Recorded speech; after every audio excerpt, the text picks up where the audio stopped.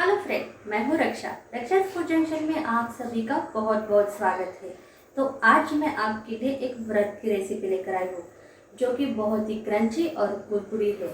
तो आज हम बनाएंगे व्रत के लिए कुरकुरे पकोड़े, तो जिसे खाकर मज़ा आ जाएगा।